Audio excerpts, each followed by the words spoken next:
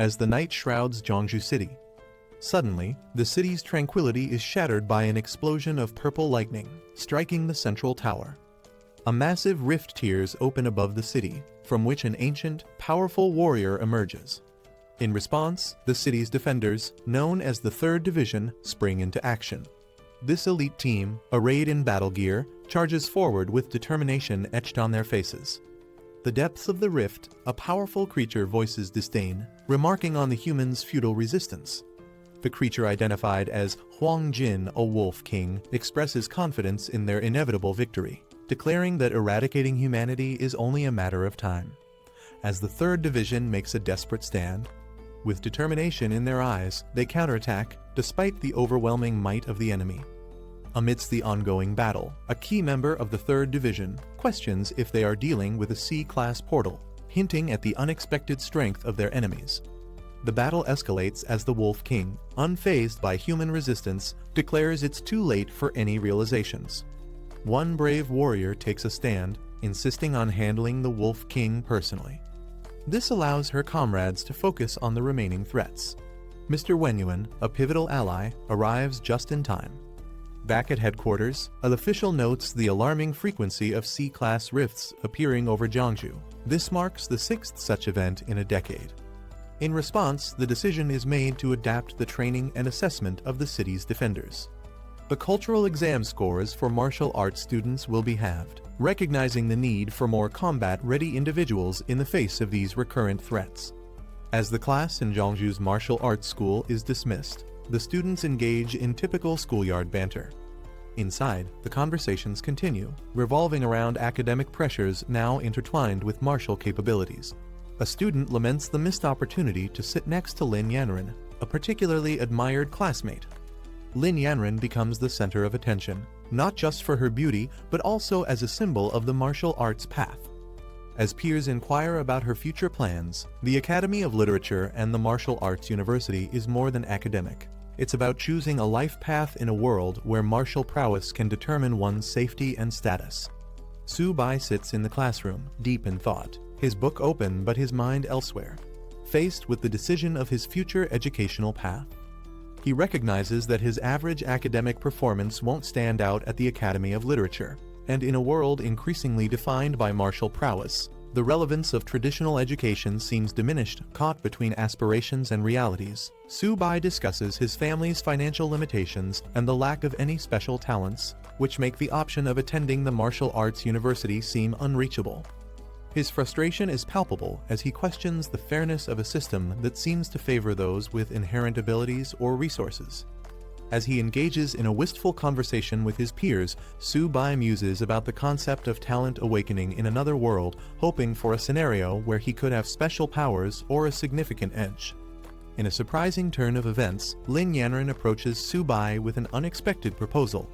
Sensing his despair and frustration with the limited options available due to his lack of special abilities or financial resources, Lin offers him an opportunity to join her at the Academy of Literature without needing to pass the traditional entrance exams. This gesture not only provides Su Bai a possible path forward, but also deepens their relationship. As Su Bai processes this unexpected lifeline, his world is further turned upside down by the sudden activation of a personal system, a common trope in fantasy and martial arts narratives where the protagonist gains access to a unique set of skills or abilities through a digital interface. This system classifies him as a beast tamer and provides detailed stats about his capabilities, including the potential to evolve his talents infinitely. Overwhelmed and unsure, Su Bai stands at the cusp of a new beginning, his previous concerns about his future momentarily overshadowed by the new and mysterious opportunities that the system might offer him. As Su Bai tries to comprehend the sudden appearance of a system interface only he can see, Lin Yanren concerned for his sudden distress. Despite his assurances that he's fine, the situation quickly escalates when a jealous classmate, infuriated by Su Bai's proximity to Lin, confronts them aggressively. As the classmate threatens to teach Su Bai a lesson, driven by of envy and misplaced loyalty towards Lin. The escalating conflict in the classroom is swiftly interrupted by the arrival of a formidable teacher, who commands immediate silence. She brings with her exciting news for the students, effective immediately. Individuals who have awakened their abilities can enroll directly at Jeongju Martial Arts University without the need to pass the cultural exam. Additionally, the cutoff score for the literature exam has been halved for those with the potential to become martial artists, significantly easing the academic burden on students aiming to pursue a path in martial arts. This announcement offers a new horizon for Su Bai and his classmates, potentially altering their educational and professional futures. With the announcement of the new education policy, excitement ripples through the classroom. Students chatter about the lowered exam requirements and the new opportunities for those with awakened abilities. As the teacher offers immediate registration for awakened students, Lin Yanren and Su Bai share a significant glance. Lin speculates about the possibilities this new path could open for Su Bai, hinting at a future where he might not only attend the martial arts university but also rise to prominence within it. Su Bai walking confidently through the city streets, a mere high school student to a potential martial arts contender, setting the stage for his journey in a world where academic and martial prowess are intertwined with one's destiny. On September 18, 1906, a massive spatial rift opened in the sky above Jeongju, changing the course of history. From this rift, a host of terrifying monsters emerged, wreaking havoc across the city. The creatures were relentless, their attacks causing widespread destruction and chaos. As the situation grew increasingly dire, the armies of various countries mobilized, launching a concerted effort to combat these monstrous invaders. The battles were fierce and prolonged, with significant losses on all sides, but eventually, the combined military forces managed to repel the monsters. This event marked a pivotal moment for Jeongju, highlighting the city's vulnerability to supernatural threats and the global community's capacity to respond to such unprecedented crises. Despite repeated military efforts to contain the threat, the persistent rift continued to spawn monsters, prompting a drastic measure. Recognizing the relentless nature of the threat, a daring decision was made to send a suicide squad into the rift to gather intelligence and explore its origins. Inside, they discovered an expansive and boundless land, suggesting a complex network of worlds beyond their own. Faced with the enormity of this discovery, the world's militaries united to construct a formidable military base directly within the rift. This strategic move aimed to fortify humanity's defenses, allowing forces to engage the monsters at the source and potentially control or even close the rift. This base represents humanity's resilience and commitment to safeguarding their world from the continuous onslaught of extraterrestrial dangers. A new era for humanity officially began with the appearance of additional rifts in the sky. Following the first rift in 1906, a second and third rift appeared in quick succession by 1907, and soon more followed. Over the century, these rifts grew more frequent, each introducing a unique breed of monsters, leading scientists to name the interconnected dimensions behind the rifts the battlefield of 10,000 races. As these rifts proliferated, so did the battles and the species of monsters emerging from them. This ongoing war necessitated global cooperation, resulting in the construction of military bases within the rifts to combat the threats directly at their source. Interestingly, alongside the physical battles, a transformation occurred within humanity itself. The spiritual energy of Earth began to rise, awakening latent abilities in humans, giving rise to a new era of martial artists and superpowered individuals. As the intensity of the battles escalated, traditional weaponry began to fall short, replaced by the power of these newly awakened beings. This ongoing war between humans and the myriad of alien races from the rifts has continued to the present day, profoundly impacting every aspect of life on Earth, including educational reforms like those seen at Jeongju Martial Arts University, indicating the severity and widespread nature of this global crisis. Su Bai, having activated a system that grants him the ability to tame beasts, decides to harness this newfound power to safeguard his family in a world increasingly fraught with danger. Recognizing the urgency to enhance his abilities, he resolves to attend a martial arts university backed by the military, which would not only provide him with the training he needs, but also place him in a position to directly contribute to humanity's defense against the rifts. Fortunately, Su Bai's special ability to tame beasts qualifies him for admission without the need for traditional exams, a boon that aligns perfectly with the recent educational reforms. Armed with his savings of more than 2,000 coins, he approaches the university with determination, hopeful that his financial resources will be sufficient to cover any additional expenses. As he steps into the university, he remembers that his system is supposed to automatically detect and guide him towards suitable opportunities. Yet, upon entering, nothing happens, leaving him momentarily confused. He approaches the reception, seeking guidance on how to proceed, a tangible step towards realizing his dream of becoming a protector not just for his family, but for his city as well. Upon entering the university, Su-bai, declaring his newfound ability as a beast tamer, inquires about the types of beasts available for taming. He's directed to several options, each with varying prices and capabilities. The first beast he considers is a common black cat with a netherworld sliver bloodline, priced at 36,000 yen, which he finds prohibitively expensive given his savings. His attention then shifts to a 4-eared dog, which boasts a 6-eared demon wolf bloodline and comes at a slightly lower cost of 33,000 yen. Still exploring his options, he's shown more beasts, including one priced at 56,000 yen and another at 90,000 yen, escalating his dilemma as he balances the potential of each beast against the financial constraints he faces. Confronted with these high prices, Su-bai realizes that his savings might not stretch as far as he had hoped, putting him in a position to make strategic decisions about which beast might offer the best balance of cost and potential for his journey as a martial artist. Frustrated by the high prices at the university and feeling like the options available are ripping him off, Su-bai returns home. There, he expresses his discontent with how expensive each beast is just for their bloodline. Upon his return, Su-bai's mysterious system, which had been unresponsive until now, suddenly activates and proposes an unexpected taming opportunity: a small turtle. At first, Su-bai is taken aback and even amused that the system suggests taming a turtle, especially since it turns out to be the very turtle his father has been raising. This revelation brings a moment of comic relief and a touch of irony to his journey.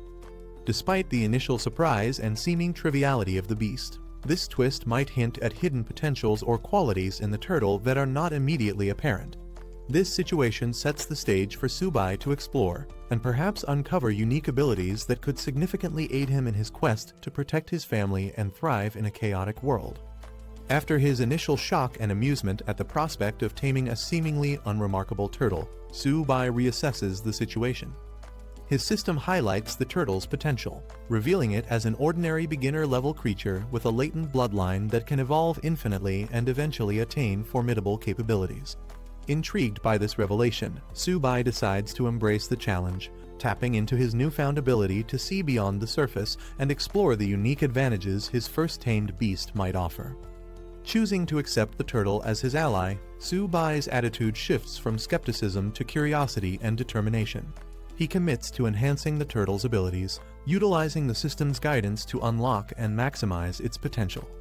This decision not only marks the start of his journey as a beast tamer, but also symbolizes his growth in adapting to the challenges of his new abilities and the realities of a world where the supernatural becomes an everyday element of survival and combat.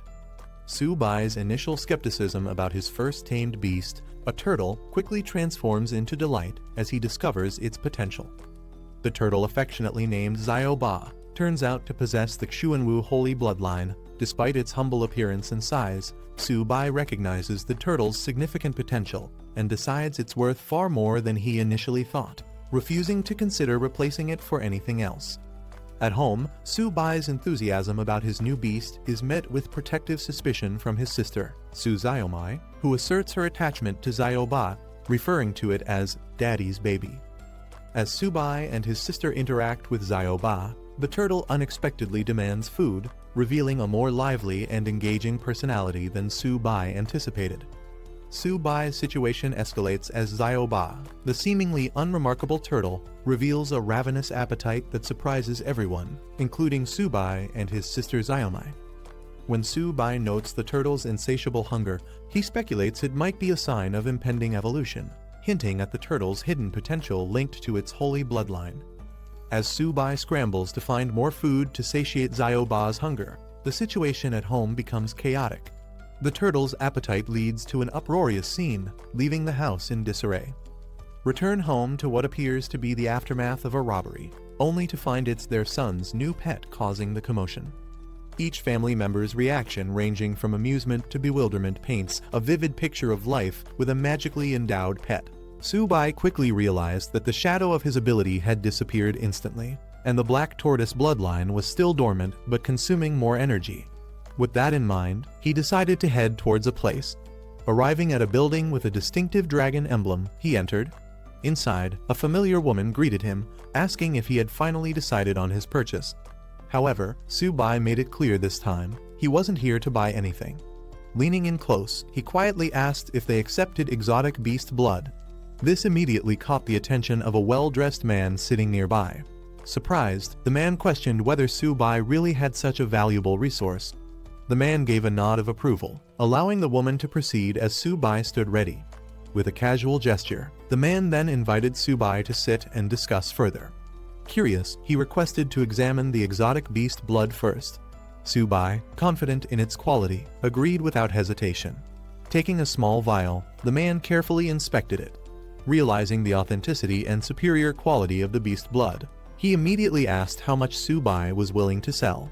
Su-bai calculated the effort it took to extract the beast blood. Considering its worth, he expected at least 100 yuan. However, when the man casually offered 1,000 yuan, Su-bai was visibly shocked. His reaction made the man smirk, realizing Su-bai had a good understanding of the product's value. But before the deal could be sealed, the man suddenly laughed, revealing he was just joking. Given the exceptional quality of the beast blood, he corrected himself. The real price was 10,000 yuan. Hearing this, Su-bai was even more stunned. Just as he was about to react, the man continued, offering a final price of 15,000 yuan, making it clear he couldn't go any higher.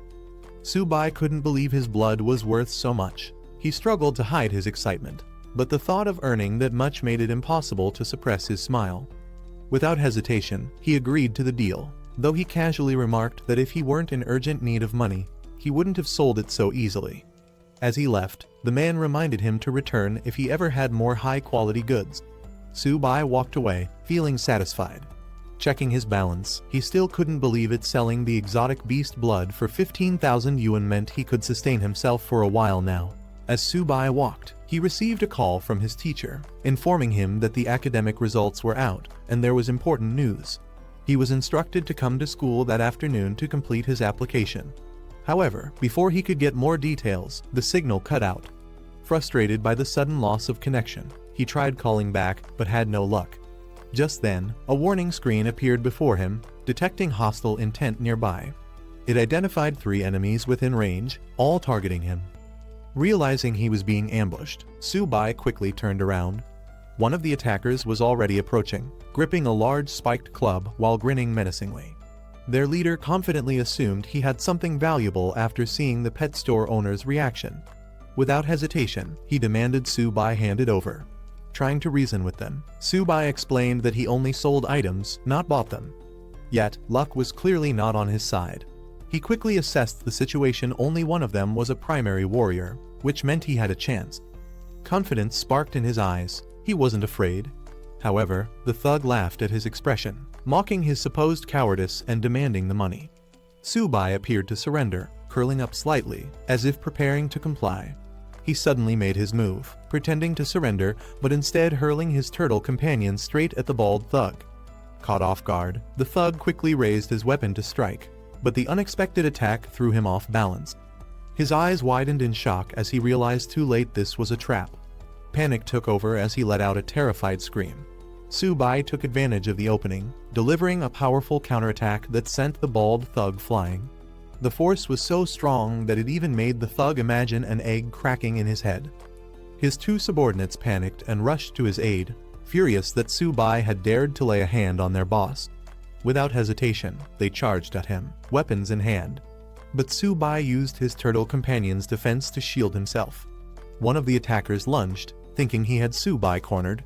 But Su-bai swiftly reacted, grabbing his fist mid-air, ready for the next move. He struck the incoming attacker, sending him flying backward. The second thug barely had time to react before he, too, was slammed into the ground. The bald leader, now regaining his footing, roared in fury. His face twisted with rage as he crawled forward, vowing to kill Su-bai. Su-bai quickly prepared to retreat. He called out to his turtle companion, signaling to pull back before things escalated further. With precise movements, he countered the bald thug's charge, flipping him over and sending him crashing hard into the ground. The thug howled in pain, his earlier confidence shattered. Subai stood tall, looking down at his fallen enemies. They had provoked him, and now they were paying the price. Just as he was about to leave, he noticed something strange. His turtle companion had somehow ended up next to the unconscious thug. Subai noticed his turtle companion holding something glowing in its mouth. Curious, he rushed over, questioning what it had found. Before he could react, the turtle tossed the object into the air. Subai caught it, realizing it was a Kai and blood potion, an incredibly valuable item worth tens of thousands. Shocked, he muttered that warriors typically absorb this potion over an entire month.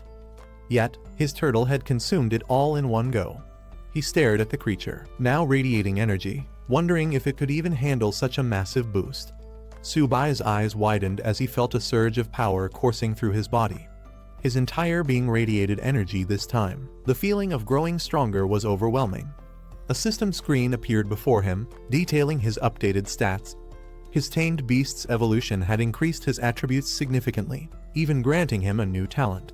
Checking the turtle's stats, Subai was shocked its physique and defense had skyrocketed. The turtle had also grown in size, its shell now radiating with power. The Kai and blood potion had caused an immense transformation, leaving Subai stunned at how much both he and his beast had advanced. Subai recalled what he had learned in class. Normal high-level strength type exotic beasts usually only reached 30 in stats. Yet, his turtle was already exceeding that without even activating its full potential. Realizing the incredible potential his companion had, Subai decided it was time to leave. He patted the turtle, telling it they needed to get moving. Meanwhile, back at school, the academic results had been released, and it was time to submit applications. However, there was also a major announcement. Tomorrow, a special admissions teacher from Marshall University would arrive to conduct an ability test. This was a rare opportunity, as only 2 students would be guaranteed a spot. In class, Lin Yanren asked Subai if he had decided between the Humanities Institute or Marshall University.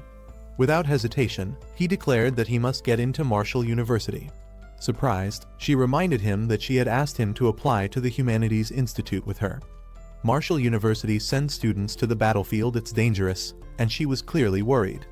She hesitated, bringing up his grades, implying that he might not be suited for such a path. But Subai remained firm. Someone had to go to the front lines, and he saw it as a good thing. With a confident smile, he revealed his real reason: he wanted to protect someone important. Lin Yanren's heart skipped a beat as she wondered, could he be talking about her? In the classroom, the teacher asks Lin Yanren which institution she plans to apply to. She hesitates, considering her options. A classmate assumes she'll choose the Humanities Institute since she hasn't awakened any abilities or trained physically. Still undecided, Lin Yanren responds that she needs more time to think. Meanwhile, the teacher emphasizes the importance of this decision, instructing students to take their report cards home, discuss with their parents, and submit their applications by tomorrow. As the school day ends, the announcement echoes schools out. The students acknowledge the teacher before heading out. As Lin Yanren relaxes in a medicinal bath, she calls Subai. She announces her decision: she's applying to Marshall University. She hints at a surprise, leaving Subai stunned. Subai, in the middle of training, can't believe what he just heard. He questions if she's serious, but Lin Yanren affirms her choice without hesitation. Not wanting to drag out the conversation, Subai ends the call, saying he has urgent matters to handle. The students gathered as an announcer introduced the military martial arts instructor, Zhang Kai, welcoming him to the stage. A woman addressed the students, explaining that Zhang Kai wasn't just an instructor, he was also their principal and a respected senior. Taking the microphone, Zhang Kai immediately reminded them of the academy's brutal reality, revealing past survival rates. A year ago, 126 students had joined, but only 65 remained. The numbers from previous years were even worse: less than half of each group had survived.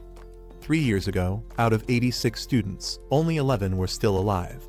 He made it clear that he wasn't trying to scare them, but to ensure they understood the truth. Being part of this academy wasn't something to celebrate, it was a constant fight to stay alive. Subai listening as the speech continued. The challenges ahead were clear: duty, responsibility, and the danger of protecting their nation. The instructor then addressed the crowd, reinforcing the academy's purpose. Wuda was a place where the strong were forged. He asked if they aspired to be part of the elite, and the students responded with a unified roar of determination. Satisfied with their enthusiasm, the instructor expressed his anticipation for their performance in the entrance exam. Jiang Kai called out to Subai. He turned, acknowledging the call, while Lin Yanren observed from the side. Approaching him, Jiang Kai confirmed his identity and informed him that a spot had been reserved for him at Wuda. He was instructed to head there immediately and prepare for the entrance examination. Subai was shocked to hear that a reserved spot had been arranged for him. He couldn't believe it, but the instructor confirmed that a vehicle was waiting to take him to the academy's entrance. Meanwhile, other students reacted with surprise and frustration. Some called it favoritism, while others wished they were in his place, envious of the special treatment. Shortly after, the students arrived at Wuda. The instructor announced their arrival, instructing them to disembark. As they stood outside, the instructor called for the students to follow, signaling the beginning of their journey at Wuda. As Subai and the students explored Wuda, they came across a towering stone pillar engraved with the school's motto. The inscription spoke of unwavering honor and dedication to the nation. Subai was impressed by its grandeur, while another student explained its significance. The instructor then led the group forward, guiding them to collect their uniforms before heading to the dormitories. Once there, she directed the male students to their designated area, informing them that they would soon receive further instructions regarding the examination. Subai acknowledged her guidance before heading inside. Reaching his assigned room, Subai reflected on the importance of resources in martial arts training. Inside the dormitory, a red-haired student showed off a rare bottle of medicine, explaining that it was made from extremely rare monster blood his father had acquired. He emphasized how valuable it was, something most people would never see in their lifetime. The others were fascinated, some admitting they had never encountered anything like it before, while one mentioned having bought similar products, but never something this rare. At that moment, Subai entered the room, introducing himself as their new doormate in room 303. A student Han Jiagang acknowledged him, noting that now everyone was present. He then introduced the other two students Tao Jiajun, who casually greeted Subai, and Fan Keon, who gave a friendly nod. Han Jiagang's doormates welcomed Subai, telling him there was no need for formalities since they were all roommates. They showed him the rare monster blood that Han Jiagang's father had obtained, explaining that it was difficult to acquire and required extensive effort to find. Subai, while unpacking, was surprised to hear it came from Yu Mountain and wondered if he was the one who had originally sold it.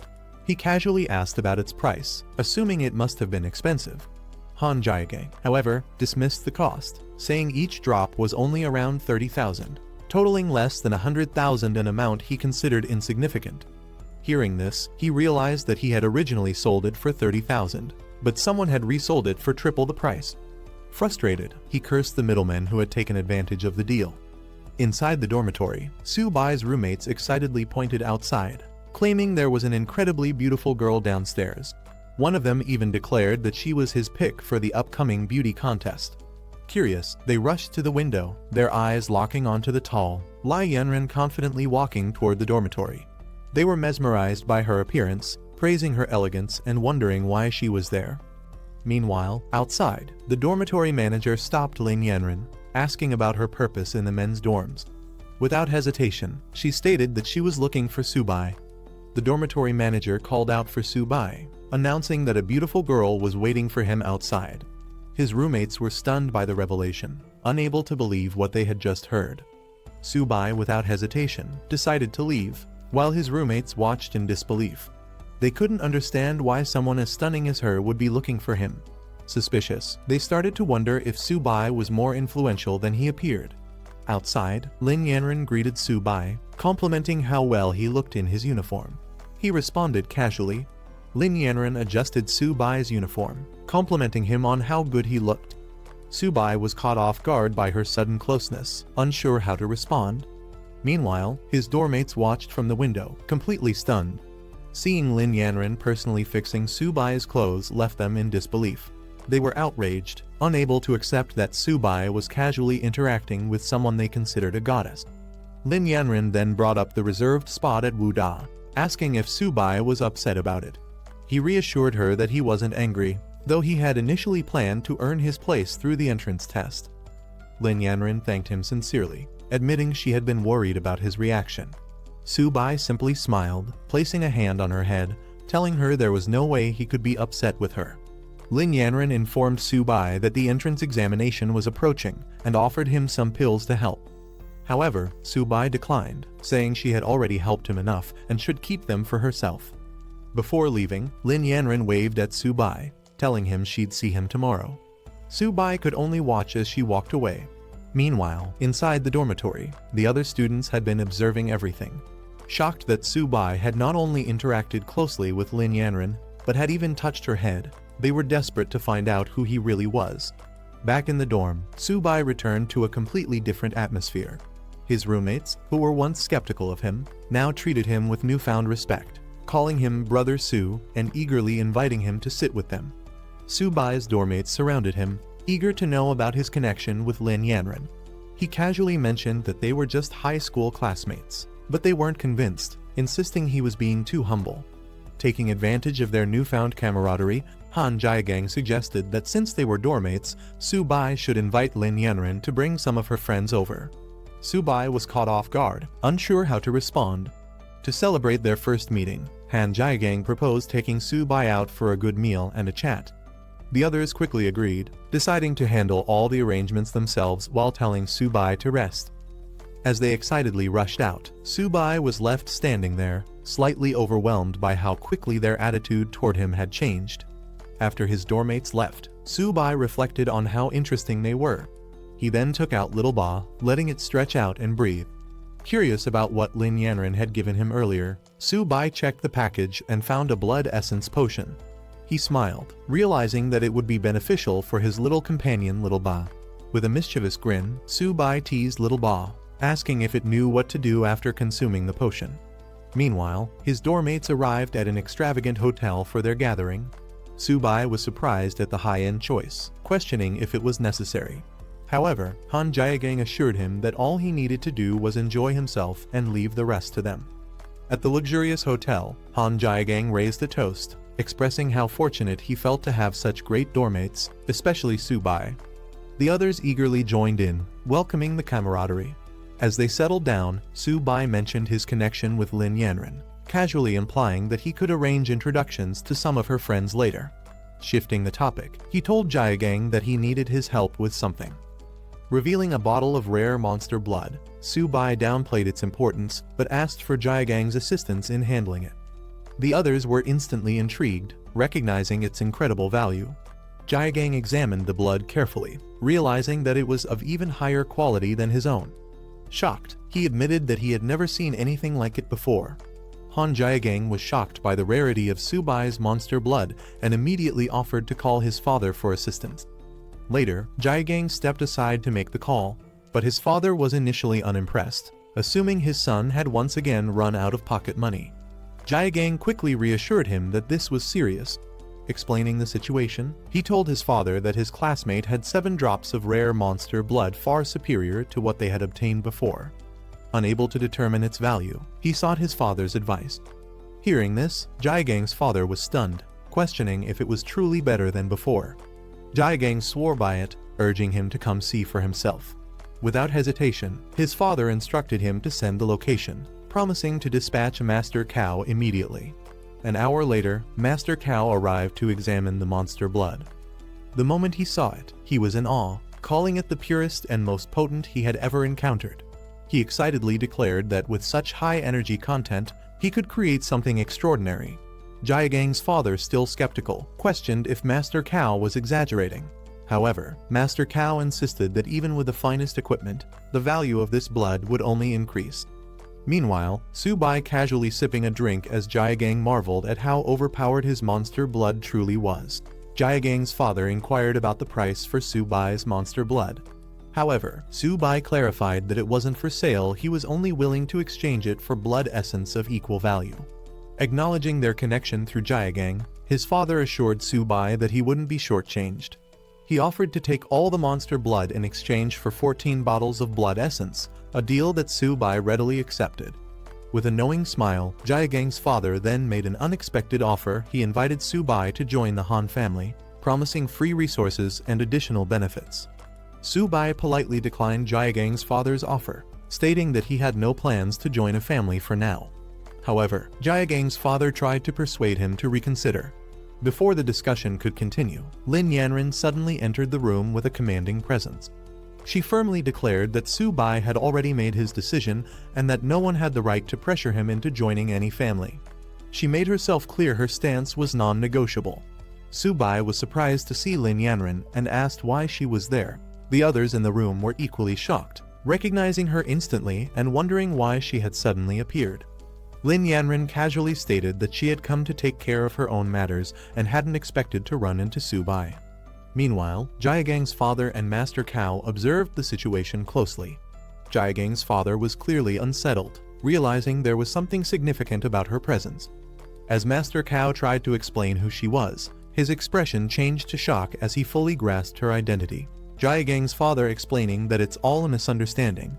He insists that Su-bai and his son are not just classmates but also close brothers. Lin Yanren asking if he's heading back to school. She suggests they go together. Su-bai nods saying he's done with his matters here and is ready to leave.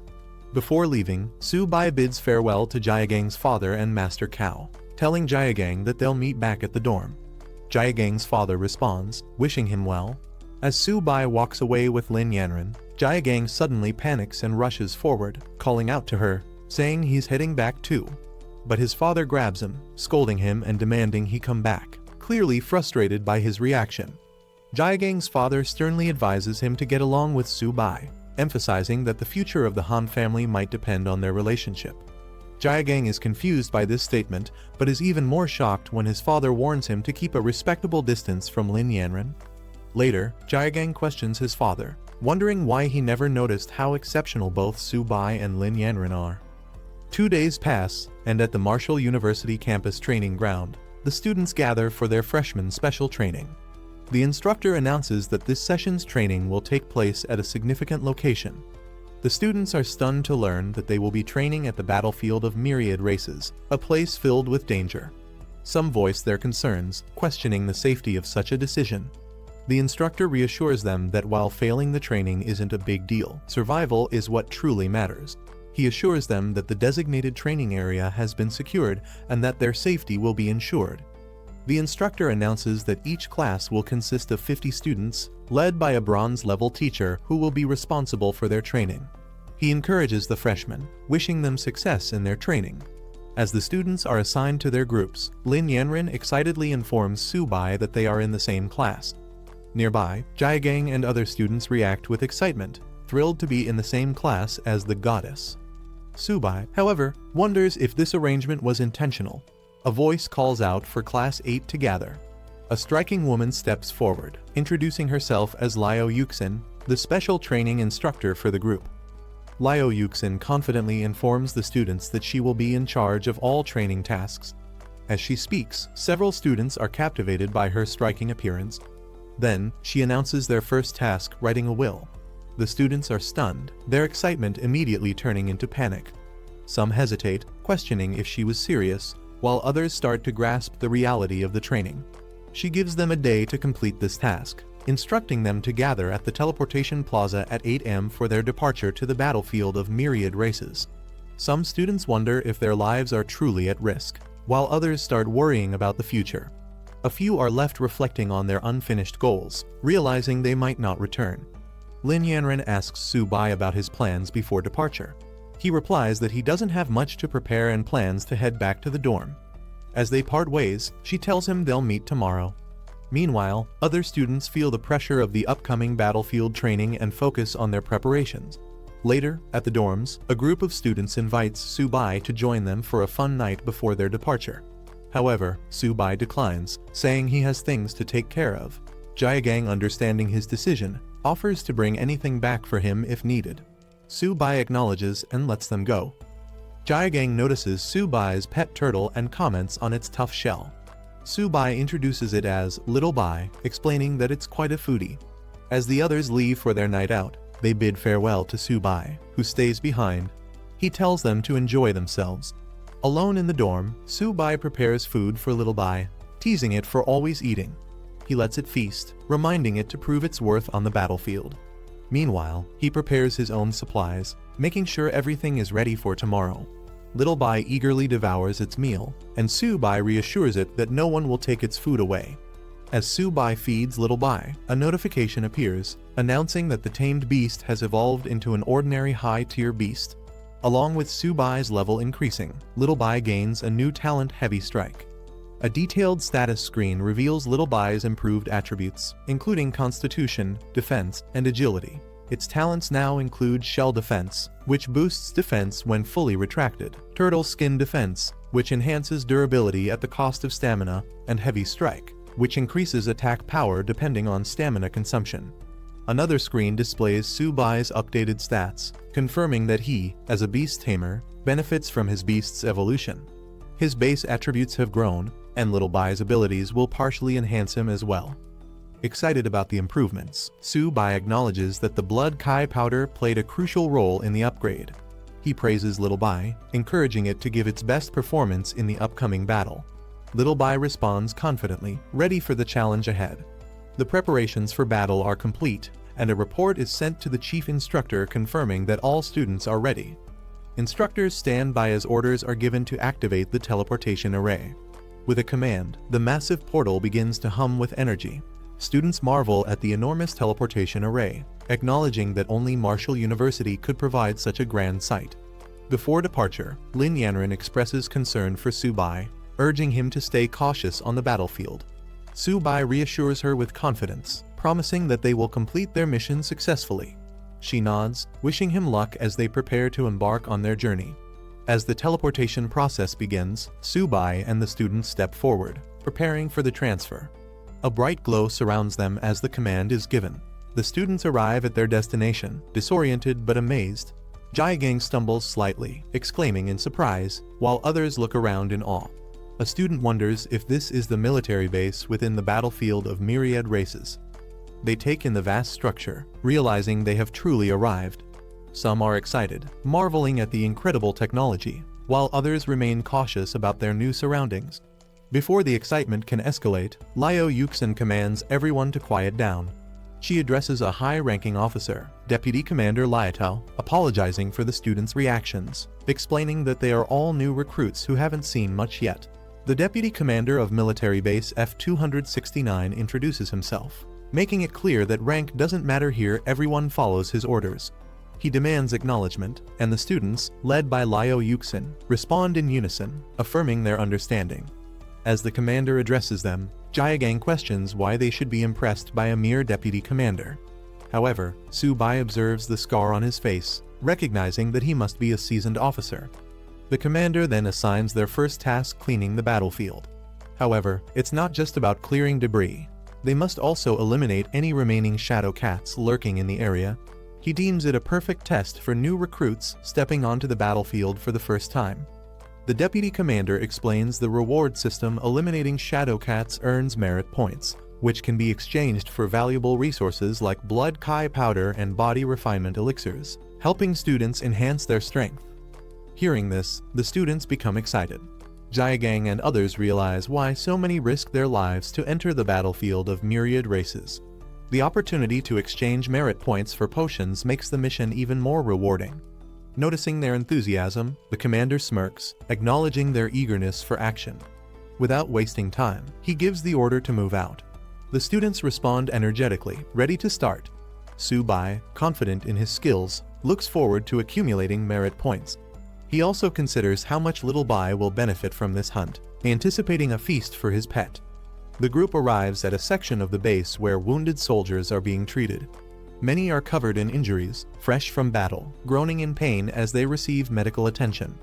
Seeing this, the students are shocked. They question whether these injuries were caused by shadow cats, the lowest-ranked monsters.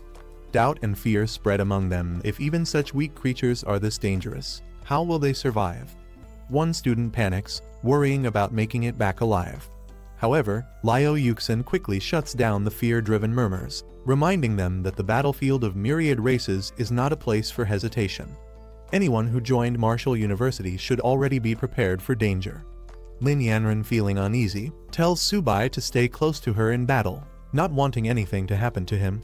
Su Bai acknowledges her concern, but he knows they must remain vigilant at all times if they want to make it through alive. A soldier reports to the deputy commander that they have been guarding the northern gate and have successfully eliminated 35 beasts that attacked the camp. Awaiting further orders, the commander decides it's time for the recruits to experience the true nature of the battlefield. With a firm command, he orders the camp gate to be opened. Liao Yuxin reminds them that this is a rare opportunity. As Deputy Commander Liatao himself is leading the team, they must prove themselves in battle. Liatao warns the recruits, having left their wills behind, they must now be prepared to walk alongside death every second from here on out. The commander addressed the gathered rookies, ensuring they were ready for the mission. With their confident response, he wasted no time giving the order to move out. Meanwhile, the strike force was instructed to follow and provide protection. As they proceeded, Liao Yuxin questioned why Captain Fu was personally leading the team, noting that clearing a battlefield wasn't particularly dangerous. The commander casually dismissed her concerns, saying it would be a waste to send inexperienced rookies straight to the front lines. When Yuxin pressed further, he cut her off, telling her not to ask unnecessary questions. Later, as they marched, Yuxin expressed gratitude for his presence, but the commander brushed it off, stating that the students were warriors on the battlefield and it was his duty to protect them. At Didu, the highest military command post in Long, an urgent report was brought forth. Officials wasted no time in allowing the messenger to speak. The report detailed a dire situation. Monsters had broken through defenses on the battlefield of all races. A powerful group from the Young Cats tribe was already engaged in combat, but the crisis was far from contained. The invading horde had spread out, launching attacks on 12 additional military camps in the southwest. A high-ranking officer swiftly took charge, ordering an immediate assessment of the monsters' movements and warning other camps to prepare for battle. He emphasized the importance of protecting the new students from Wuda, as they represented the future of Long. The command was clear: these recruits must be safeguarded at all costs. Meanwhile, in Area F-269, the battlefield was chaotic. Soldiers were reminded that time was critical. Every moment spent there increased the risk of death. Fires raged, fallen enemies littered the ground, and the battle showed no signs of slowing. The rookies had entered a true war zone, where survival depended on speed and skill. Su Bai and his team continued harvesting resources from the battlefield. One of them pointed out that the hides, blood, flesh, and claws of the Yaoming cats could be used to craft weapons and medicines. Another remarked that with such valuable materials, it was no surprise that many people were willing to venture into such a dangerous place. Excitedly, someone announced they had found another monster core, celebrating their luck. Su Bai focused on gathering more resources, planned to collect additional cores to exchange for blood spirit essence. He figured this would allow his companion, Little 8, to level up once again. However, his interface suddenly flashed with an urgent alert. 164 Yaoming cats were rapidly approaching from 3 kilometers away in the southwest forest. The warning classified the situation as an extreme danger, rating the threat level at 5 stars and the danger to life at 4 stars. Su Bai was taken aback. The last time his system had issued a warning, it was for a minor threat, a low-level martial artist. But now, it was flagging a 5-star, life-threatening crisis. Alarmed, Liao Yuxin noticed his change in expression and immediately asked what was wrong. Su Bai urgently called out to Liao Yuxin, warning her about a large horde of monsters moving toward them from the southwest. Perched on a tree, she seemed skeptical but listened as he insisted on the danger. Observing the area, Liao Yuxin found nothing unusual, only silence stretching across the battlefield. Frustrated, she reminded Su Bai that this was a battlefield, not a place to stir panic. Recklessly alarming others could have severe consequences. However, Su Bai insisted he wasn't joking. The threat was real, and the monsters were approaching fast. Captain Fu, overhearing their exchange, stepped in. He confidently dismissed Su Bai's claims, asserting that no monsters were within 2 kilometers. Su Bai, however, stood firm, warning that over 100 Yaoming cats were just 3 kilometers away and closing in quickly. Captain Fu scoffed at Su Bai's claim, questioning whether his senses were superior to his own.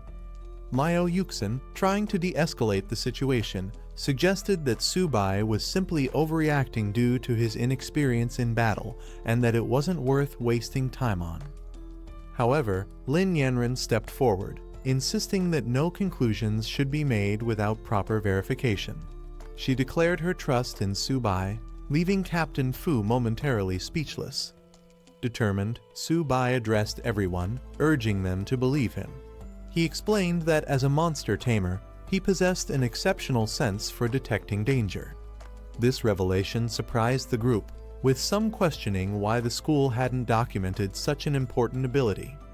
Su Bai clarified that since he was guaranteed a spot at Wu Da, his special abilities weren't officially recorded. Doubts spread among the others if he truly had the ability to tame monsters. Why had no one seen any proof of it? A sudden cry rang out as the Yaoming cats finally appeared, proving Su Bai's warning to be true. The group quickly realized the sheer number of enemies approaching, forcing them to act fast. Orders were given to form a defensive formation immediately. As the threat grew, the call for reinforcements was sent out. However, bad news followed. Nearby camps were also under attack, meaning no backup would be coming. They were on their own. Liao Yuxin expressed her concern, questioning if there were truly over 100 monsters. Without reinforcements, the students stood little chance against such an overwhelming force. Captain Fu, now convinced of the danger, acknowledged that Su Bai had been right all along. He could now sense the horde rapidly approaching. Wasting no time, Captain Fu ordered 4 soldiers to protect Su Bai and another student, ensuring their safety. Su Bai, unwilling to stand idly by, protested. He insisted he could fight and didn't need special protection. A fierce Yaoming cat of the early bronze stage leaped into battle, its glowing green aura signaling its strength. The students barely had time to react before more of the creatures lunged toward them. Liao Yuxin and the other soldiers immediately launched a counterattack, firing a barrage of energy blasts at the incoming threats. Urgent orders echoed across the battlefield to protect the students at all costs. Despite their efforts, the monsters were relentless. The soldiers struggled to hold their ground as the beasts tore through their ranks with brutal force. One fighter, sent flying by a devastating attack, exclaimed in disbelief that these so-called cats were more like tigers in their sheer power. Captain Fu remained composed, rallying his forces. He commanded everyone to maintain their defensive formation, assuring them that if they could withstand the initial wave, victory was still possible. As the Yaoming cats pounced, an instructor called out to the students, reminding them of their vow. The beasts lunged from all sides, their glowing claws aiming for a decisive strike. In response, the students stood their ground, their spirits unwavering. With shields raised and weapons drawn, they declared their resolve by the honor burning in their chests. They swore their country would never fall. Suddenly, a powerful blue energy blast tore through the sky, striking down multiple enemies in an instant. Reinforcements had arrived, launching a devastating counterattack from above. As the battle intensified, Zhang Mani leaped into action, commanding the others to hold the Yaoming cats at bay while she rained arrows upon them from above. Meanwhile, Luo Yongqiang charged forward, dismissing the threat as nothing more than mere cats, vowing to handle them himself. Liao Yuxin was impressed. With Mani's exceptional archery and Yongqiang's brute strength, this batch of students was proving to be extraordinary. Su Bai observed them in admiration, acknowledging their power and skill. He couldn't help but note that while they had impressive abilities, his only weapon was his trusted companion, Little 8. Around him, other students were in awe of Mani's combat prowess, some even referring to her as a goddess. They marveled at how both she and Yongqiang were on an entirely different level, far beyond their own abilities. A strange and piercing sound echoed across the battlefield, sending a wave of confusion and unease through the fighters. Alarmed, one of the soldiers shouted for everyone to cover their ears, but the unsettling noise had already disrupted their focus. The students' expressions turned grim as they realized what they were facing: the king of the Yao Ming cats, a fearsome beast that had reached the middle silver stage. With its towering presence and immense aura, the Cat King radiated overwhelming power. Its stats confirmed the worst: its agility was off the charts, making it an even deadlier threat. Captain Fu, now visibly shaken, demanded an immediate call for reinforcements. A silver stage monster of this caliber had no business being here, and their chances of survival were now slimmer than ever. Determined to strike first, a warrior lunged at the Yao Ming Cat King, dismissing its threat and launching an attack. Another student attempted to assist, aiming to disrupt the beast's vision and create an opening. However, Liao Yuxin's expression turned to panic as she realized the recklessness of their actions. She shouted at them to retreat, warning that a silver stage monster was not something they could handle so carelessly. Before they could react, the Cat King countered with a devastating energy attack, sending its challengers flying through the air. The overwhelming force of the beast was undeniable, and the reality of its power became clear as one of the students crashed hard into the ground, unable to withstand the impact. Liao Yuxin shouted in frustration, urging the students to fall back immediately. But it was too late. The Cat King had already launched its counterattack. Seeing no other option, the soldiers provided cover fire, desperately trying to suppress the beast's advance. A terrified student found himself directly in the Cat King's path, its massive frame looming over him. With energy surging around it, the beast prepared to strike. The student screamed for help, realizing he was powerless against such overwhelming strength. Just as the fatal blow was about to land, a sudden blast struck the Cat King, knocking it back.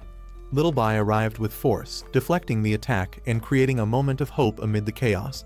Liao Yuxin and the others stared in disbelief at the unexpected newcomer. A turtle? She could hardly believe it. Another student quickly recognized it as Su Bai's beast companion, Little Bai. Su Bai stepped forward with confidence, finally revealing himself as a beast tamer. He declared that while the others should handle the smaller enemies, he and Little Bai would take on the Cat King directly. The astonishment only grew when Little Bai unleashed a powerful attack, sending the mighty Cat King flying. The students were completely dumbfounded. How could a turtle be this strong? Liao Yuxin, still trying to make sense of it, turned to Su Bai in shock. Was this truly the beast he had tamed? Nothing about it seemed ordinary. The tide of battle had shifted, but with this unexpected twist, everyone was left questioning just how powerful Su Bai and his companion really were. Su Bai commanded Little Bai to unleash its strength against the Cat King. The seemingly slow turtle suddenly moved with incredible speed, shocking everyone. The students could hardly believe their eyes. Was this really a turtle? As the battle raged, even Liao Yuxin admitted her surprise at Su Bai's abilities. No one had expected him to be this skilled, and his beast companion was unlike anything they had ever seen. With Su Bai now facing off against the Cat King, Liao Yuxin took charge of the battlefield. She rallied her classmates, calling for them to regroup and eliminate the remaining ghost cats before they could overwhelm them. The students responded with renewed determination, launching a fierce counterattack. The battle had now fully shifted into two fronts: Su Bai's showdown with the Cat King, and the students' fight to clear the battlefield. The Cat King roared in fury, unleashing a devastating attack as it pinned Little Bai under its massive claws. Energy surged through its body as it prepared to deal a crushing blow. A barrage of blue energy blasts erupted, forcing the Cat King to momentarily recoil. However, to everyone's shock, Little Bai remained unharmed, its shell absorbing the full force of the attack. The beast's legendary turtle armor defense had activated, leaving the Cat King stunned as it reeled back in disbelief. One of the soldiers looked on in pure astonishment. How was an ordinary beast holding its ground against the claws of a silver stage Cat King? What kind of monstrous defense was this?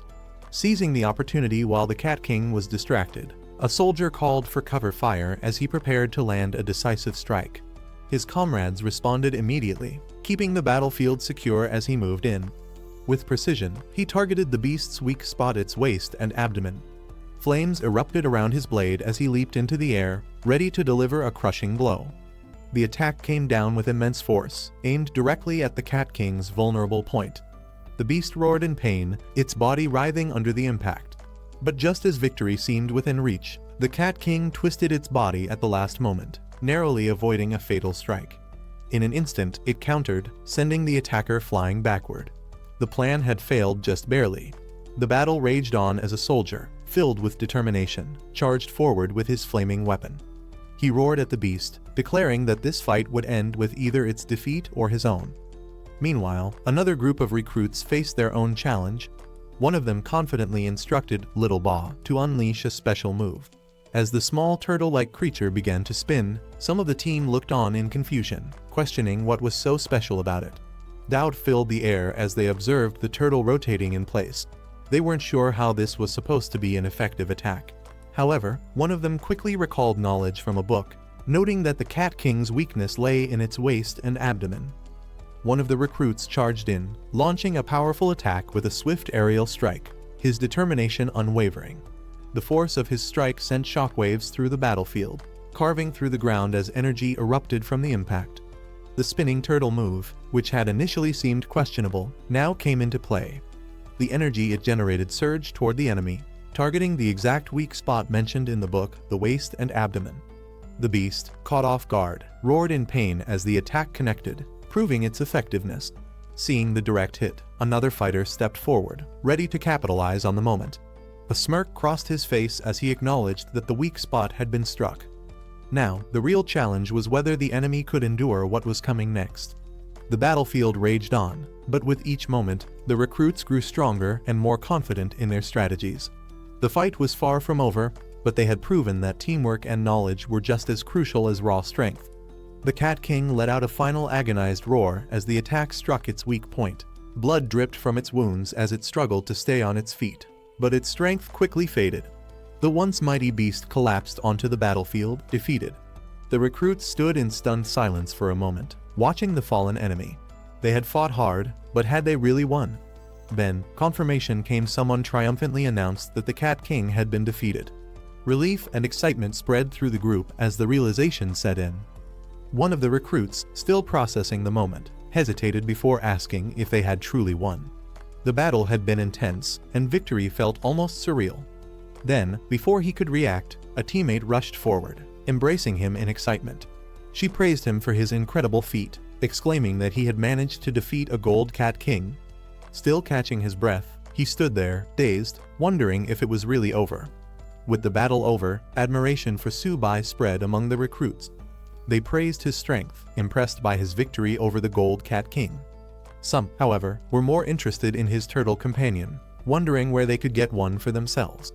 Meanwhile, Little Ba, the turtle, wandered off and found something intriguing, an energy-filled crystal. As it happily grabbed its newfound prize, Subai called out in exasperation, demanding it return before causing trouble. Just then, an ominous presence filled the air.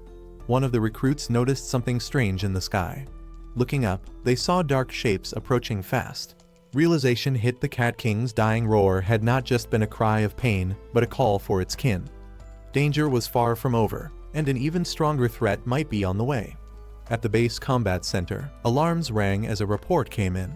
Energy fluctuations from the front lines had revealed the emergence of multiple unidentified dangerous beasts at base F-269.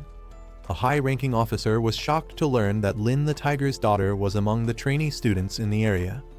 At the command center, Wen Yuan urgently requested full support for the battlefield. The officer in charge agreed to dispatch a scout battalion, but when Yuan refused to wait, he was heading there himself. Knowing the dire situation, he demanded reinforcements to arrive within 20 minutes. Though the officer hesitated at the short time frame, he had no choice but to issue the order immediately. Meanwhile, another officer analyzed the unfolding crisis. He realized that if Lin the Tiger were to lose control, Jiangju wouldn't be able to contain the disaster. The situation was spiraling out of control fast. Back on the battlefield, an even greater threat emerged. A towering, shadowy beast loomed above, its glowing eyes filled with malice. To the shock of the recruits, it spoke in the human language, insulting them as a lower species. The realization hit hard. Beasts capable of understanding and speaking like humans were supposed to be at the peak of the food chain, far beyond anything they should be encountering. Panic set in as they rushed to form a defensive formation, placing their wounded in the center. As the recruits caught their breath, a dark and menacing presence emerged. A massive shadowy beast loomed over the fallen Cat King, its sinister red eyes filled with rage. It growled in contempt, furious that mere humans had dared to slaughter its kin. Before anyone could react, the creature lunged at the Cat King's lifeless body, devouring it in an instant. The recruits stood frozen in horror. Something this powerful shouldn't even exist here. It was an impossibility, a nightmare come to life. A warning notification suddenly flashed in front of one of the recruits. The system detected an extreme threat. A gold-level beast had appeared. The message was clear. Immediate evacuation was the only chance of survival. Then, the true horror revealed itself. Standing before them was a mutated Shadow Cat King, a monstrous entity unlike anything they had faced before. The combat analysis was grim. It was bloodthirsty, with the ability to enter a frenzy state, doubling its attack power at the cost of its defense. Panic spread among the recruits as they faced the reality of their situation. A gold-level beast was something even their instructors had never encountered before. One of them broke down, terrified and desperate to leave, while another grimly pointed out that reinforcements hadn't arrived yet. With no other option, the deputy commander took charge. He ordered everyone to escort the wounded to safety, while he stayed behind to hold off the monstrous enemy. With a determined battle cry, he charged straight at the beast, ready to risk everything. However, his courage was met with brutal reality. The beast barely acknowledged his attack, swiping him aside effortlessly. The deputy commander was sent flying, the overwhelming power difference evident. The creature mocked him. Was he really foolish enough to challenge it alone? Seeing their leader in danger, one of the recruits quickly shouted for Little Ba to step in and protect him. The battle was far from over, but the gap in strength was becoming painfully clear. Little Ba launched itself into action, intercepting the gold-level beast's devastating attack. Flames and energy surged through the battlefield as the turtle bravely took on the monstrous foe, its shell acting as an impenetrable barrier. The beast staggered back in disbelief. Despite its overwhelming power, it couldn't break through the turtle's defenses. It was forced to acknowledge the creature's resilience. This turtle's shell was unbelievably tough. But even the strongest defense had its limits. Deep cracks formed across Little Ba's shell as it bore the brunt of the attack. One of the recruits rushed forward, eyes filled with concern, calling out to see if the brave turtle was still all right. Su Bai staggered, blood trickling from his lips. Lin Yanren, noticing his condition, immediately panicked. He was injured. But something was off. Su Bai wasn't in a direct fight, so how could he be wounded? Liao Yuxin, observing from a distance, couldn't believe it either. She speculated that this might be due to the beast tamer talent, Origin Confluence, a rare ability. The commander, however, found it hard to accept and decided to check on Su Bai himself. A system warning confirmed their suspicions. Su Bai's tamed beast was in critical condition, and because of Origin Confluence, he was sharing its pain and injuries. As they reached him, they found no external wounds, yet his body showed clear signs of strain. Yuxin marveled at the possibility that Su Bai had truly mastered this legendary beast-taming skill. Lin Yanren anxiously asked if he was alright, and despite his weakened state, Su Bai managed to assure them he was fine. Liao Yuxin quickly realized that Su Bai was suffering from the attacks meant for his tamed beast, the silver-level nether cat. Knowing he couldn't withstand the damage alone, she immediately called for support. Lin Yanren agreed they couldn't let him fight by himself. The other trainees rallied behind them, weapons drawn, ready to assist. Meanwhile, the enemy loomed in the shadows, glowing eyes burning with disdain. It scoffed at their efforts, viewing them as nothing more than insignificant pests. As the battle erupted, Liao Yuxin and the others charged forward, launching an assault on the beast. But just as she prepared to strike, something unexpected happened. Her expression changed as she sensed imminent danger. With wide eyes, she realized she had miscalculated. Lin Yanren rushed forward, pushing Su Bai out of harm's way as a dark force surged toward them. A massive explosion erupted, engulfing the battlefield in flames.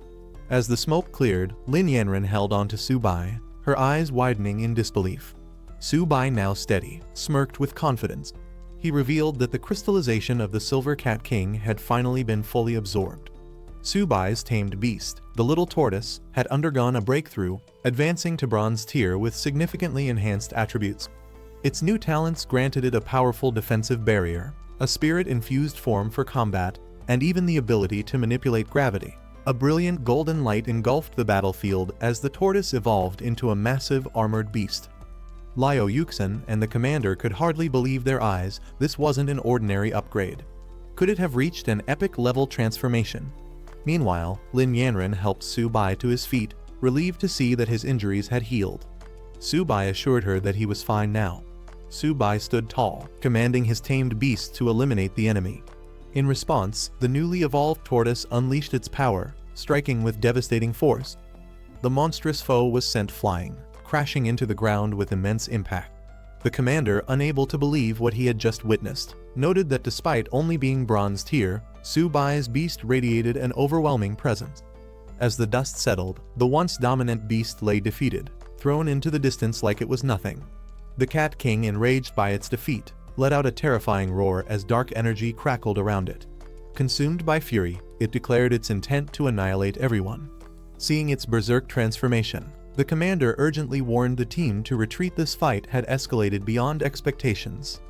With a sinister laugh, the Cat King unleashed its shadow clones, summoning multiple monstrous figures that lunged toward the group. There was no time to escape. Combat was inevitable. Before the clones could reach their targets, Su Bai's tamed beast took action.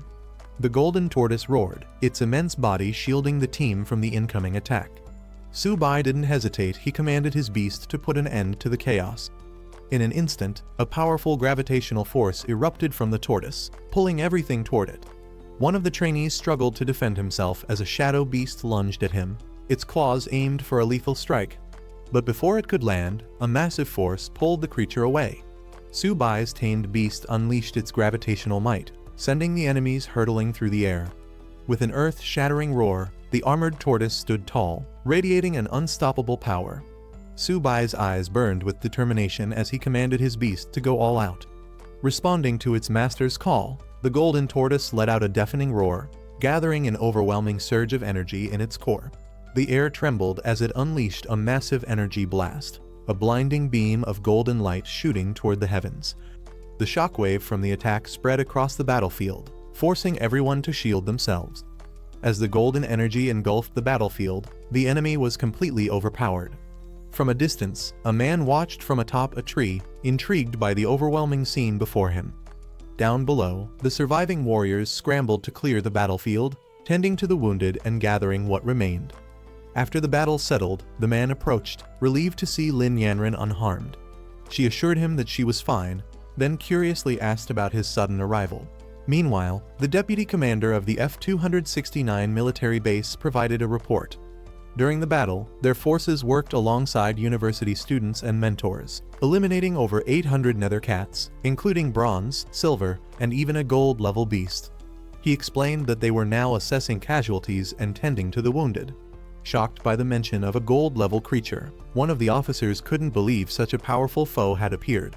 But what surprised him even more was that Su Bai had been the one to take it down. Hearing this, the man now identified as Mr. Wenyuan turned his attention to Su Bai. He directly asked if he had truly been responsible for the Cat King's defeat. Remaining humble, Su Bai clarified that it was a team effort, acknowledging the contributions of the deputy commander and the mentors. Mr. Wenyuan approached Su Bai with an offer after graduation. He could further his studies at Jiangju Fortress, where he would receive personal guidance despite the decline of beast tamers. Su Bai, though honored, admitted he hadn't made a decision yet. Meanwhile, the battlefield had been cleared, and the deputy commander gave the order for everyone to return to base. The students were instructed to enter the portal in an orderly fashion, with the deputy commander praising them as the strongest group he had ever encountered.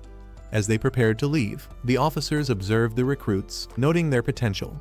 Su Bai, in particular, stood out. His strength as a freshman was nearly unimaginable. As the teens parted ways, the deputy commander expressed his gratitude, acknowledging that he owed Su Bai a life for his actions in the battle. Liu Yuxin responded modestly, bidding him farewell until they met again. Su Bai and the others finally returned, stepping out of the portal. For some, the mission had been thrilling, while for others, it was an experience they wouldn't forget anytime soon. At the university, a grand welcome awaited them. Faculty and students hailed them as heroes, celebrating their return.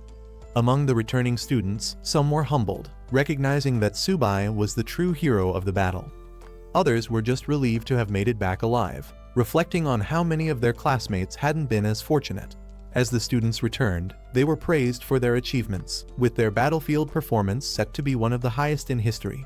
However, for Subai and many others, the only thing they cared about was getting some well-earned rest. Back at the dorms, exhaustion hit them all at once. The beds had never felt so comfortable, and the reality of surviving such an intense battle started to sink in. Some students reflected on their achievements, wondering how their military contributions would be rewarded. With Subai taking down a gold-level beast, they joked that he could trade his merits for an entire stash of training resources. One of the students asked about Subai's turtle, considering getting one as a pet for its calming presence. Subai hesitated, knowing full well that his little tortoise was far from ordinary. Loud knocking echoes through the dormitory, waking Jayagang up.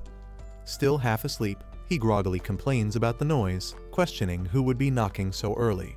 Rubbing his eyes, he reluctantly makes his way to the door and opens it, only to be caught off guard by the unexpected sight before him. Standing outside are several senior female students from the Jiangwu Student Council, holding breakfast and smiling warmly. They cheerfully introduce themselves, explaining that since the juniors had just returned from the battlefield, they decided to bring them food as a reward. One of them teasingly warns that since the meals were personally prepared by their senior sisters, no one is allowed to complain. Still struggling to process what's happening, Jayagang looks on in confusion as the students then ask which one of them is Subai. The senior students confidently enter the dorm, assuring the juniors that they appreciate their efforts and won't let their kindness go to waste. However, they remain focused on their primary concern, finding Subai. They ask once again, eager to meet him. One of the dorm residents, still in his pajamas, looks confused but asks if he can take a photo with them. Meanwhile, another dormmate informs them that Subai has already gone out for a run, questioning if they personally know him. The senior students are momentarily frustrated, wondering why no one mentioned Subai's absence earlier. One of them remarks that Subai has become incredibly well known, implying that practically everyone in the school knows about him now. However, she laments that Subai himself doesn't seem to know her. Curious about Subai's rising fame, one of the juniors wonders if he has become popular. The senior students confirm this, suggesting they turn on the TV to see for themselves. As the conversation continues, one of the seniors playfully decides to take the breakfast away, since Subai isn't there to receive it. While Subai is out on his morning run, an urgent news broadcast airs on the country's military channel, drawing attention from students on campus. The news report announces a major event just the previous day. A large-scale attack occurred across multiple military bases, led by 10,000 races of ferocious beasts. The attacks devastated several provinces, leading to chaos and destruction. The report highlights that among these beasts, some exhibited golden-level combat power, making the battle even more intense. Many students from different regions lost their lives in the onslaught, unable to withstand the overwhelming force of the beasts. However, amidst the tragedy, there was also resistance. The broadcast then shifts focus to Jiangsu Martial University, where both instructors and students fought bravely against the invading creatures. Their efforts led to the defeat of several high-ranking beasts, including one golden-level ferocious beast, a silver-level beast, multiple bronze-level creatures, and countless ordinary monsters. The news serves as a reminder of the harsh reality of battle, but also a testament to the strength and resilience of those who stood their ground. The news broadcast takes an unexpected turn as it highlights Subai, a first-year student who astonishingly held back a golden-level ferocious beast single-handedly. Despite being under heavy attack, he achieved the remarkable feat of cross-tier killing, fighting alongside instructors and military experts. The report emphasizes that while many forces were overwhelmed, Jiangsu Martial University stood victorious, proving their strength in battle. Following this revelation, the military announces honors for the university's participants. All involved students and instructors will receive a second-class merit and be awarded the Great Wall Silver Medal. However, Subai, recognized for his outstanding military achievements, is granted a first-class merit and receives the prestigious Great Wall Golden Medal, a highly coveted honor. As the news spreads, students across campus react in disbelief. The idea that a freshman could receive such a prestigious award is almost unimaginable. Many express admiration, wondering who Subai really is and how he managed such an accomplishment. Some see him as a symbol of hope for humanity, while others simply want to meet him. Amidst the growing attention, one enthusiastic girl boldly proclaims that she wants to date Su-bai, sending the crowd into an excited frenzy. Meanwhile, Su-bai, realizing the sudden spotlight on him, starts feeling overwhelmed and contemplates making a quiet escape before things spiral out of control. After stepping away from the crowd, Su-bai takes a moment to process everything that has happened. Just as he tries to clear his head, his phone suddenly rings. On the other end is his excited younger sister, who eagerly tells him that he's on TV. Su-bai, already aware of the situation, responds nonchalantly. She then informs him that their parents want him to come home for a visit and treat him to a meal, but Su-bai hesitates, wondering if it's really necessary. Back home, his parents are overwhelmed with pride. His father mentions how all the neighbors are talking about him, and his mother adds that a relative even called, eager to introduce him to a potential girlfriend. His sister, realizing the growing attention on their family, urges him to return soon before people start showing up at their house uninvited. After considering everything, Su-bai decides to take a short break and visit home since his tests have just ended. He acknowledges that his sudden fame will likely make his father so proud that he'll be grinning in his sleep. As Su-bai arrives home, he is immediately met with an overwhelming reception. The entire neighborhood seems to be gathered, excitedly announcing his return as if welcoming a legendary hero. Caught off guard, Su-bai is bewildered by the attention, questioning whether all of this excitement is really for him. Before he can process it, a crowd quickly surrounds him, showering him with praise. Familiar faces from his childhood emerge, eagerly reminding him of their past connections. The overwhelming enthusiasm makes Su-bai realize that his sudden fame has spread far beyond what he expected. As he finally steps into his home, his family rushes to greet him. His sister excitedly throws her arms open, thrilled that he has returned, while his parents beam with pride. The warm welcome, though intense, reminds Su-bai that no matter how much his world changes, his family will always be his anchor. As soon as Su-bai arrives, the overwhelming hospitality of his neighbors kicks in. One of his aunts invites him over for dinner, proudly announcing that she made seafood dumplings, only for Su-bai to politely decline, explaining that he is allergic. Another enthusiastic neighbor insists on bringing him over for a drink, boasting about a special dish he has prepared just for the occasion. Realizing that the situation is getting out of hand, Su-bai's father steps in, thanking everyone for their kindness but explaining that the family has already prepared a meal at home. He assures them that once things settle down, Su-bai will make time to visit each of them. Su-bai agrees, knowing he can't refuse everyone outright, but hoping to escape the immediate flood of invitations. The situation takes a turn when one of the elders eagerly suggests introducing Su-bai to her granddaughter, hoping to set them up. Before Su-bai can even react, another person interjects, claiming that she isn't worthy and that they should introduce him to someone else instead. Overwhelmed and unsure of how to respond, Su-bai finds himself stuck in the middle of their matchmaking plans. Later, back home, Su-bai vents to his sister, regretting that he didn't sneak in under the cover of darkness to avoid all the attention. His sister laughs, teasing him that it wouldn't have mattered one of their aunts had already stationed herself near their house, waiting to introduce her granddaughter to him no matter what. Realizing he's completely trapped by his newfound fame, Su-bai sighs, wondering how long this chaotic homecoming will last. After the chaotic welcome from his neighbors, Su-bai finally makes it home, where his parents prepare a warm family meal. His mother informs him that his father is personally cooking today, and she asks his sister to assist in the kitchen while telling Su-bai to take a break. Dropping his bag onto the couch, Su-bai slumps down and stretches, savoring the rare moment of peace. He leans back, relieved to finally take a breather after everything that has happened. A glowing Sitem screen suddenly appears before him, flickering with mysterious data. Shocked, Su-bai instinctively reacts, raising his hand as he tries to comprehend what's happening. As Su-bai stares at the system window, a message appears, notifying him that a contractable creature has been detected, a little kitten. The system prompts him with a choice: tame or give up. Confused by the sudden activation of what seems to be a Beastmaster ability, he hesitates, trying to make sense of it. His sister notices his distracted state and asks what's wrong. Su-bai, still bewildered, turns to her and asks if their family has a cat. She casually confirms, directing his attention to their pet. Looking over, Su-bai spots a small white kitten happily eating from its bowl. He questions if this is the creature the system was referring to and jokingly wonders if they could have gotten a more high-end pet. His sister, clearly attached to the kitten, defends it, saying it's adorable. She explains that she found Bai a few days ago on the road and decided to bring him home. Still processing the strange system prompt, Su-bai watches the little kitten, wondering if there's more to this unexpected situation than meets the eye. Seeing how much his sister adores the kitten, Su-bai decides to go along with it, agreeing that it's cute.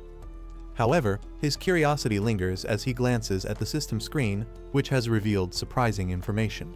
The kitten, seemingly an ordinary stray, actually possesses a lineage of the white tiger's sacred beast and has the potential to grow infinitely strong, eventually capable of slaying gods. Shocked by this revelation, Su-bai struggles to believe that this small creature could be so powerful. The system further details its stats, showing its talents, including sharp claws that double both attack speed and power, and its evolution method eating. Confronted with the choice once again, Su-bai hesitates only briefly before deciding that taming it first would be the safest option. As he prepares to confirm the selection, his sister cheerfully comments that the kitten seems to like him. Su-bai takes this moment to confess something important. He's now a beastmaster, someone who can form powerful bonds with creatures. With a playful smile, he asks if he can keep Bai for himself, suggesting that the kitten might be more than just a household pet. Su-bai's attempt to claim Bai as his own is met with instant resistance. His sister, visibly shocked and furious, shouts in defiance, refusing to give up her beloved pet. Su-bai, unfazed by her reaction, tries to reason with her. With a smirk, he hints that negotiation is always an option. Sensing an opportunity, he casually suggests offering her a laptop in exchange for the kitten. Determined to convince her, Su-bai ups the ante, reminding her about a dress she had been eyeing. But before he can even finish his sentence, his sister dashes away, declaring that there will be no negotiations whatsoever. Amused, Su-bai chases after her, trying to bargain while she evades him at all costs. Their mother watches the ridiculous scene, completely bewildered by their antics, questioning what on earth is happening between the two siblings. After 2 days at home, Su-bai finally returns to campus, relieved yet slightly exhausted. As he walks through the school gates, students begin whispering, questioning if he's really Su-bai. Some recognize him as the one who received the golden medal, but others are more puzzled by the sight of a cat peeking out of his bag, wondering if he's secretly a cat lover. Inside the bag, Bai, the white kitten, shares the cramped space with a small, confident lizard, who reassures Bai that as long as they're with the big boss Su-bai, they'll be fine. However, Bai seems annoyed by the lack of space, grumbling about being crowded. As Su-bai walks across campus, more students take notice of him. Some seem unimpressed by his average appearance, yet they're shocked by how many girls visit his dorm looking for him. Realizing that his fame isn't dying down anytime soon, Su-bai internally debates wearing a mask to avoid unwanted attention. Before he can settle back into campus life, an urgent announcement echoes across the school, summoning him to the principal's office. Hearing his name repeated over the loudspeakers, Su-bai sighs his return to school is already off to an eventful start.